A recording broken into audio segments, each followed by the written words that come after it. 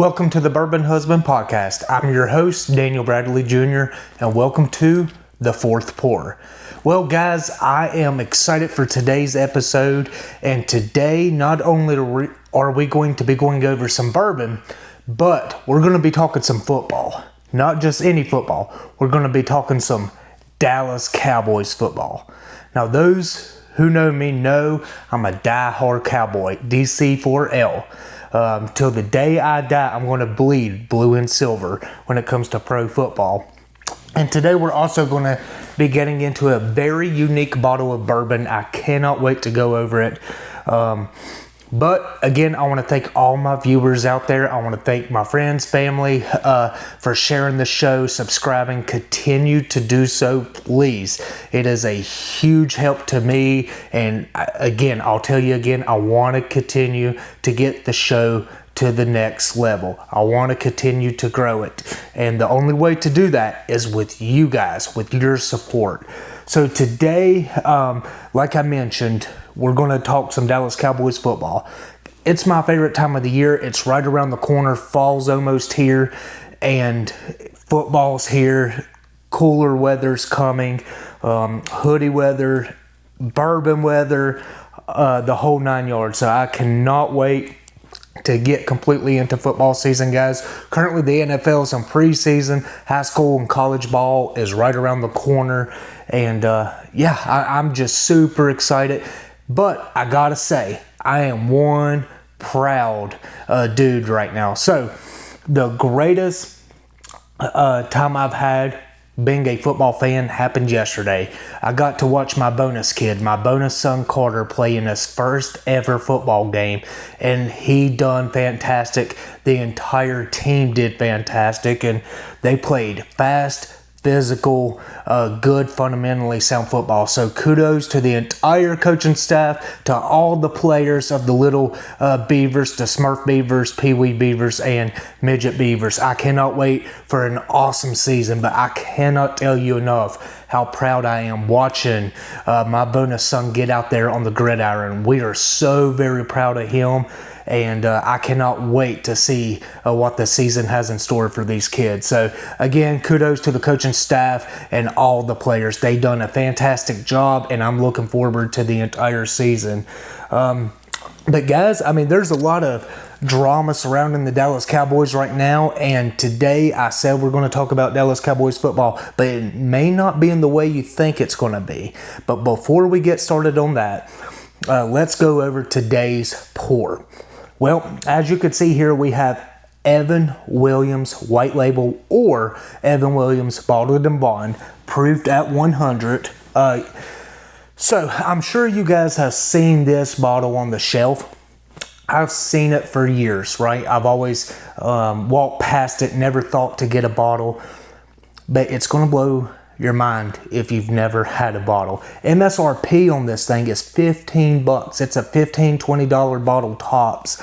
And never thought twice about grabbing it off the shelf. I don't know why. I don't know if it was the price point. I don't know if it was because it was readily available. I seen it everywhere. Every time I walked into a store, it was there. I'm not 100% sure what it was, but I never thought about getting a bottle. Well, this past Christmas, we have a little tradition at the Bill Kawada Mall. A few of the guys there, every Christmas, of course, we get each other gifts, and it's bottles of bourbon. And right before we're about to close on Christmas Eve, we exchange those bottles and we do a little tasting. We take all the bottles, do a little pour, and we have a taste of each bourbon, break it down, the whole 9 yards. So got to give a big shout out to my boy Tyler Weaver, who got me this bottle for Christmas this past year. He got incorporated into the tradition. He sat with us, did a tasting, kind of opened him up to bourbon a little bit, getting him started. But big shout out to him. Thank you for the bottle, because it completely changed my approach to this right here. So I don't know if it's because the bottle's not that appeasing, because it's not. I mean, let's be real. It looks like a cheap bottle of whiskey, but it is bottled in bond, and I'm telling you right now, I was completely shocked. never thought twice about picking up a bottle off the shelf. Not saying I wouldn't try it, but I never thought about picking this up. I've had Jim Beam, Jack Daniels, all of that, but never really never wanted to pick a bottle up. And now it's incorporated on my shelf at all times. It's in my rotation. I have probably went a total of 2 weeks tops without a bottle on my shelf since Christmas. So thank you, Tyler Weaver, for that. You opened me up to it. So Evan Williams White Label or Bottled and Bond, it goes by both names, is a 100 proof, of course, where it's bottled and bond. It comes out of the Heaven Hill Distillery. Mash bill is about 78% corn, 12% malted barley, and 10% rye. So it's bringing a lot to the table, a lot more than what you would think. And I'll be honest, it pours, it tastes, it drinks, it sips like a $45 bottle of bourbon. You wouldn't believe it. It shocked me, completely shocked me. But sure enough, he got me the bottle, and here we are. So we're gonna have a little pour of it real quick, and I'll break it down for you guys. And then, of course, we'll get into some Cowboys football today. I told you guys this is going to be a show about anything and everything. And again, thank you for my listeners, my watchers, my followers, subscribers out there. You guys have supported me and everything. First few episodes, wanted to introduce you to what the show was going to be about. And the makeup of this show is bourbon. You guys know that. But you're going to start seeing more topics, more conversations happening. Some more guests are going to be coming on the show here in the next few weeks, and I cannot wait for that to happen. But today I have my reason I want to talk about some Cowboys football. So here we go. A little more than what I was thinking I was going to pour there, but that's okay, people. And it's even a screw top. It don't have a cork in it, so let that aerate a little bit. It's very light. I mean, truly light on the color. Almost like a light brown sugar. Not even caramel looking. It's just super. It's like light gold. A little bit light and gold there. So, it really surprised me what you get out of this glass of bourbon. So some Dallas Cowboys football real quick, and then we'll get back to the pour. Obviously, you guys know there's a lot of drama surrounding the Cowboys this offseason. In particular, Jerry Jones and the Micah Parsons contract situation. Guys, this has happened before, right? You guys know me. I'm a die-hard Cowboy fan. Emmitt Smith, Dak Prescott, Tony Romo, everybody that's been a star with the Dallas Cowboys, they've went through this, and Jerry Jones has played this game before. So, but something feels different, and I think Cowboy fans and former players and former coaches and sports media, sports journalists out there, they're kind of sick and tired of it, right? The games that are being played.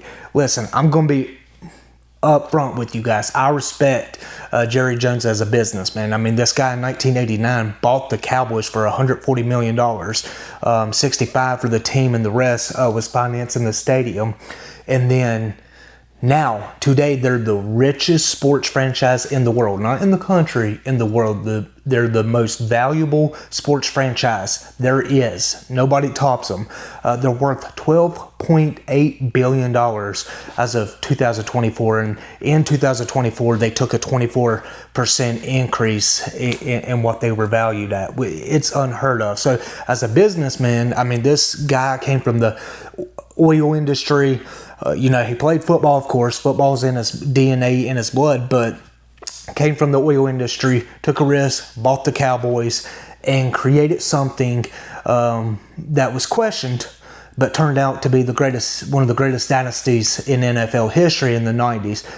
He hired his good old buddy from the University of Arkansas that he played with, Jimmy Johnson, and they ended up hiring him right out of Miami, the U, which he was coming off of creating one of the biggest and best college dynasties ever at the time. The mid 80s, the University of Miami was to be reckoned with. So it was a splashy hire for Jerry Jones. Well, Jimmy comes in and, well, they make some splashy news. Tom Landry's out. They get rid of Herschel Walker, trade him to the Vikings, which was at the time probably the best running back up and coming there was. They get all these first-round draft picks. They build this line, and then they create the dynasty that we know of, the 90s. So we'll get back to that in a moment. Let's go ahead and try this. Very sweet up front. Little bit of vanilla. A lot of like dried fruit, maybe raisins. A little bit of gingerbread there on the nose.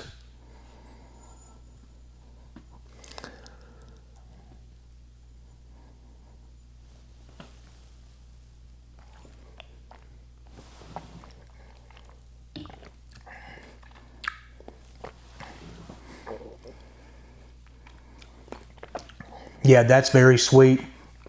The finish of it lingers with a lot of oak, but you get a lot of brown sugar. I said gingerbread on the nose, a little bit of that on the palate too. Vanilla. I would almost say like, I don't know how to put it, almost like a gummy, but not gummy bears or anything like that, but you get that gummy texture out of it as far as the flavor you're getting out of it. Yeah, I mean, that's really good. Light oak on the palate, strong linger on the oak on the finish. Again, you guys know my barrel rating. You like this? My Cowboys bourbon barrel. It's got coasters in the back here, but 2.5 is average, above that, and 3.5 and above is well above average. So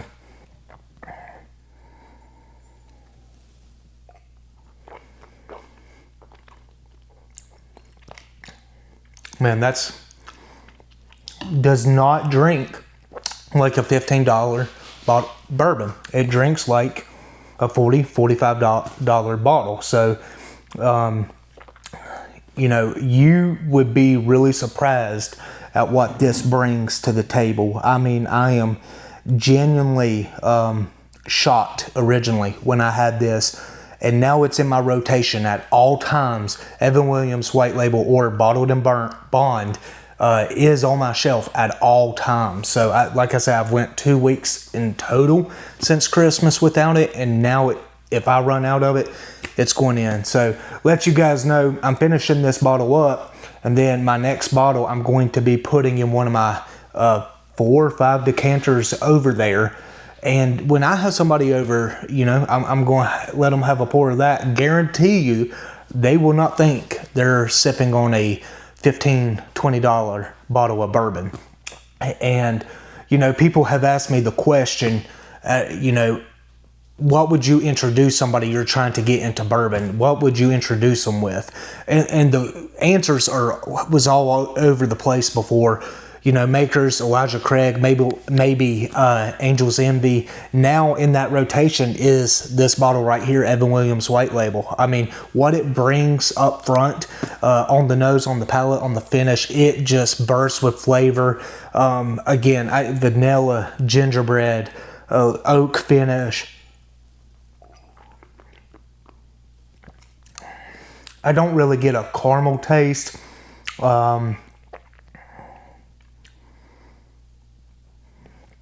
Yeah, like dried fruit, almost like a raisin, dried raisin. It's really, really good. Maybe a little bit of grape in there too, like fresh grape, like the green grapes, sour grapes. You get a little bit of that in there too. So, man, this is a really good pour.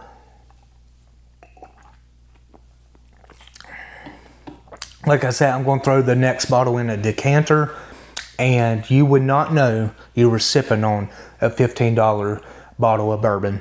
Again, Heaven Hill Distillery, 78%, corn 12%, malted barley 10%, rye is the mash bill on this. I rate it a 2.9. Don't quite give it a 3 just because it's a $15 bottle of bourbon. But it drinks like a lot of my $40, $45 bottles on the shelf. You would be really surprised. So, and it's easy to get. It's readily available. It's all over the place. So if you're wanting to get started into bourbon or you want to explore, I would highly recommend this bottle right here as one of the top bottles to get started with, seriously. In fact, I would probably put it right there in the top two, between that and Makers, just to get started with. Elijah Craig and Angel's Envy is right there with me, right there to get people started. But dude, you can't go wrong. Bottled in bond, 100 proof, not too much heat. You get a little bit of black pepper, oaky finish. But it's pretty sweet, but not too sweet. It don't taste too sweet to know that you're having a really good bottle of bourbon. You still get those bourbon profiles. You still get that oak profile, that black pepper. That's the heat you get. It's not really spicy. It doesn't bring heat up front on the nose or on the palate. So it lingers into a small finish of heat. And again, that's more of your charred oak and black pepper kind of heat. So really good bottle of bourbon. I highly recommend it. 2.9 is my barrel rating on that, just because it's above average. It is above average bourbon for sure. I mean, it does not pour like any $15 bottle of whiskey I've ever had in my life. So, yep, 2.9. Definitely recommend this to anybody getting started in bourbon. And for my bourbon connoisseurs, I know there's a few of you out there that have never decided to pick up a bottle. You may never have tried it before. I suggest you do. So back to the good old Dallas Cowboys. Frustration is what I would say this offseason. Yet again, we have promoted an assistant coach to the head coach spot. And not saying anything's wrong with that. It's worked before around the league. But Jerry seems to play this safe. You look at it before. Jason Garrett, 8-8. Okay, we get away from him. He makes a safe hire in Mike McCarthy. And it wasn't a splashy hire, but it wasn't a hire nobody was against either. Nobody was raving fans about it, but I wasn't necessarily against it. I don't think any Cowboy fan was. He took us to a few 12-4 seasons, was pretty successful during the regular season, had an atrocious 2024, and of course they decided to part ways, let go. But then he hires Schottenheimer off of the assistant coach from the assistant coach spot. The dude didn't even call plays. So I'm not sure how to take the hire. I was not happy with it. Felt like this is a very underwhelming hire. But something tells me there was a method to that madness, because it wasn't a safe hire. This was a very underwhelming hire. This was a hire that nobody seen coming. And everybody in the sports world, especially all Dallas Cowboys fans out there, for the most part, were extremely shocked at the hire. So I'm hoping Shotty can do it. And he seems to be like a player's coach. He gives me a little bit of Sean Payton vibes when it comes to personnel and culture. But there's only so much you can do with culture when you're the head football coach of the Dallas Cowboys. Your job is to be the puppet of Jerry Jones. Let's be straight about it. Right, and to me, Jerry's got to go. I want to hear from all football fans. I want to hear from my Dallas Cowboy fans out there too. I know I've talked to a few out there, especially my boy Chris Bivens. We are frustrated. I'm a diehard Cowboy fan, and Cowboy fans get a lot of hate out there. Every year they say, it's our year. They're saying we say it's our year. And I'll be completely honest. I've said that a couple times under the Mike McCarthy era. I hadn't said it, since at any point during Jason Garrett's run.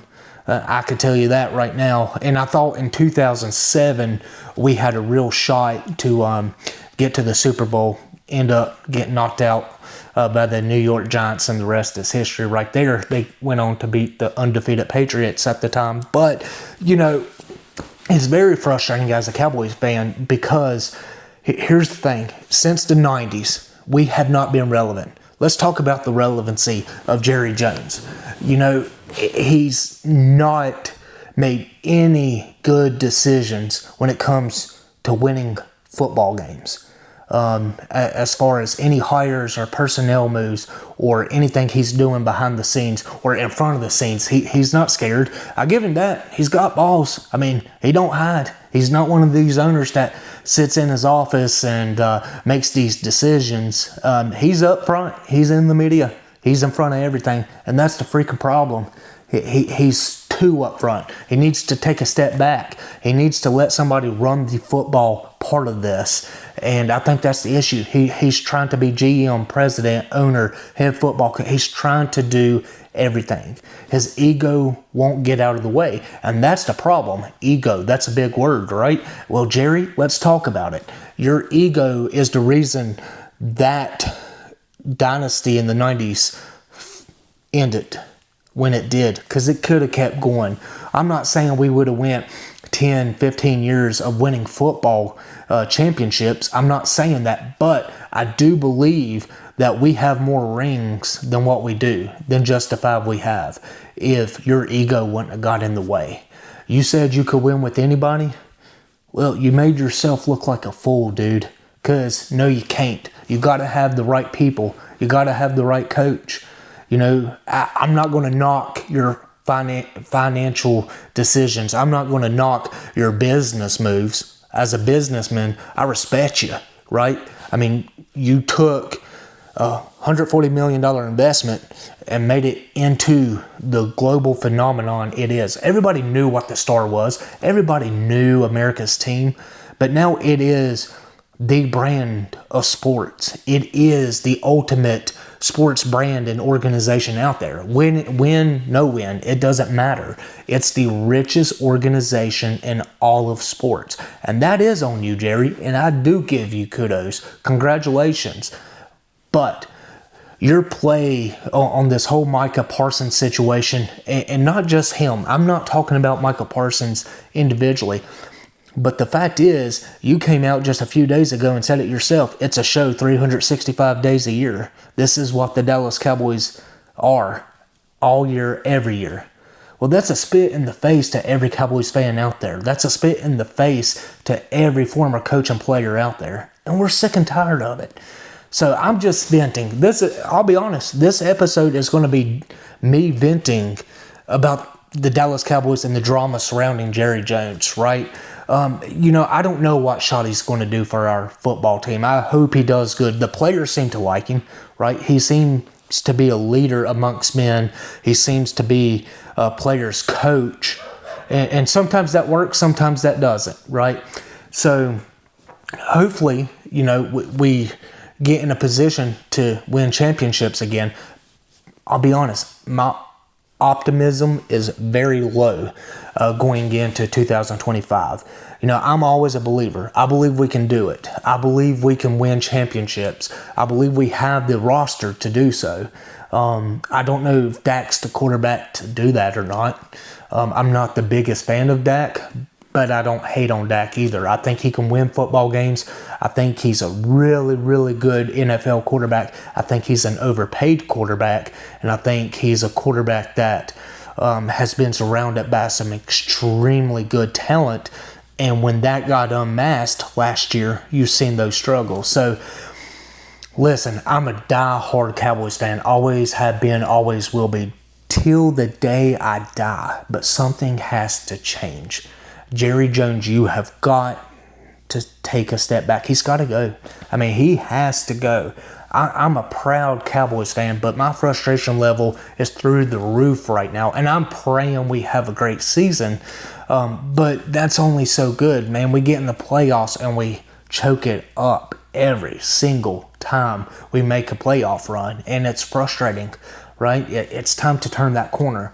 Well, here's what my belief is. We cannot turn that corner to start winning championships again until our owner gets out of the way, gets out of his own way, gets out of the organization's way, and he allows people to do the jobs that they are hired to do. It's very simple, right? I'm a sales manager at a dealership. We got sales professionals. We got service writers. We got service managers. We got technicians. We got an entire internet sales team. They're there to do their job, okay? Nobody's getting in the way of one another. Everybody's expected to do their job. But if you had somebody trying to do all the jobs and just be a puppet master, it wouldn't work. It wouldn't work. Okay, you can't go to a school and have a principal teach every class and then come in discipline and then come in and do PR stuff. It just doesn't work anywhere else.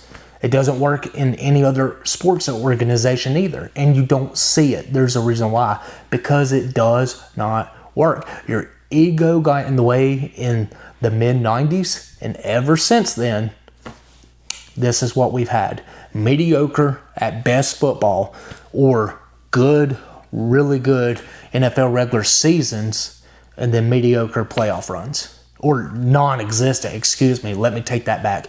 Non-existent playoff runs. We cannot get the job done. And I put that on you, Jerry. Something has to change. And I'm frustrated.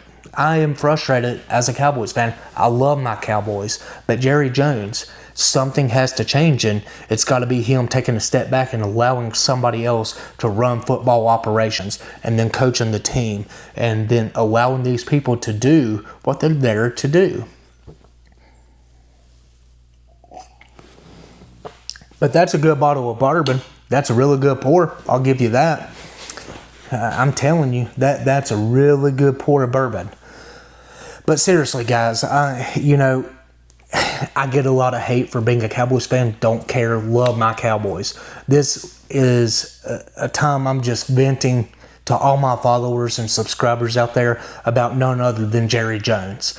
And I'm frustrated. I hope we get the contract settled with Micah Parsons. I hope that gets resolved. Whether or not it's a play, I don't know. Is he doing it because he's got this Netflix documentary coming out Tuesday? Who knows? It's all news. It's all drama. He's a puppet master. He's really good. I give you that, right? He's really good at what he does, but he tries to do too much.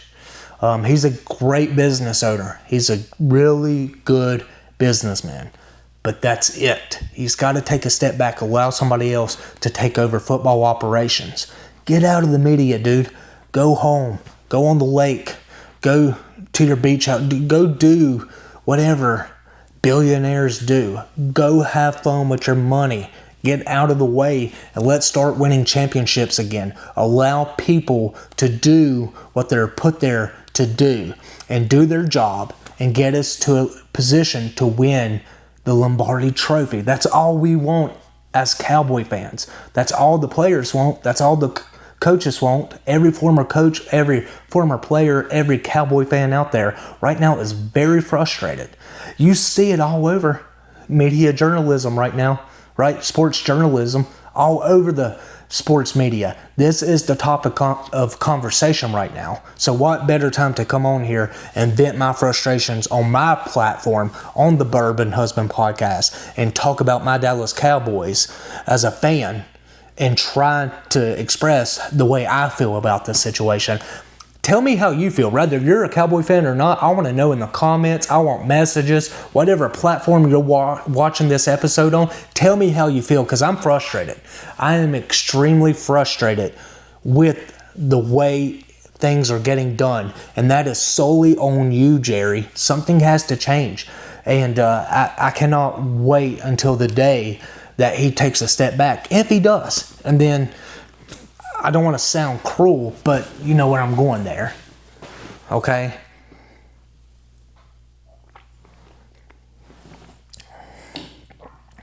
I keep going back to it. That's a really good pour. It does not pour like a $15 bottle of bourbon. Wow. Amazing. Again, if you're getting started, make sure you get in there and get this bottle, because this is a really good bottle of bourbon to get started on. But anyways, before we go, as a Cowboys fan, a die-hard Cowboy, DC4L, Dallas Cowboys for life, Jerry, please, I plead with you, get out of the way. Let's get this contract negotiation taken care of with Micah Parsons. Let's get him signed up on a new contract, and let's go in and see what shot he brings to the table. He seems like a good guy. He seems like a good coach. He's got a good football family, right? The Schottenheimer family's, really in depth with football and NFL history. Let's see if he can bring that to the Dallas Cowboys and turn this thing around and allow us to start winning championships, not really good regular seasons. Hey, hats off to Mike McCarthy. He turned around the disastrous run of Jason Garrett. 8-8 seasons got us to very consistently getting to 12-4 records, got us in the playoffs consistently, won division, our division numerous times, won division championships, but we couldn't get it done in the playoffs. We just couldn't make a good playoff run. We haven't had a good run since the 90s, and that hasn't happened since, Barry Switzer, but that wasn't his team. That was Jimmy's team. Okay, that was coming off the back of Jimmy's, and it was dying from there, right? People were frustrated. The fans were frustrated. The players, especially Troy Aikman, did not like Barry Switzer at all, and I think you'll see a lot of that in the upcoming documentary on the 19th. Cannot wait. Go watch that on Netflix, because that's going to be some good stuff. But I don't know if this was a ploy from Jerry Jones and a play in just media attention leading up to it, but it's stupid. It doesn't work anymore. With all the social media we have, dude, this isn't, the early 2000s, mid 2000s, the late 90s. This isn't what it used to be, dude. I mean, if you want to be seen, go win championships. That's what people talk about now. Okay, it's not about the drama. The drama's in the past. Stop being a drama queen. Stop being a puppet master and trying to run every aspect of the Dallas Cowboys. We get it. You own it. You have the right to do what you want. Dude, you invested $140 million. Nobody else can say that. Nobody else invested their hard-earned money, and I respect it. He was an oil man. He was a guy that really, seriously, props to him. However, something has to change quickly, and that has to be Jerry Jones taking a step back and allowing somebody else to, again, run football operations and other people to do the job they're there to do. That simple. But guys, I want to thank you again for coming on here, letting me vent to you. That's what this episode was. The fourth pour. Today I was coming to vent to my followers and subscribers about the situation and the status of the Dallas Cowboys right now. Who knows? I may have a change of feelings come football season and we start winning football games.